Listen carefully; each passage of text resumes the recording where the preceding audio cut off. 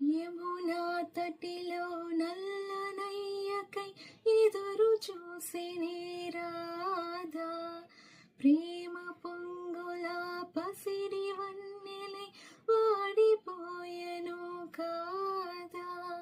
రేయి గడిచెను పగలు గడిచెను మాధవుండు రాలేదే, రాస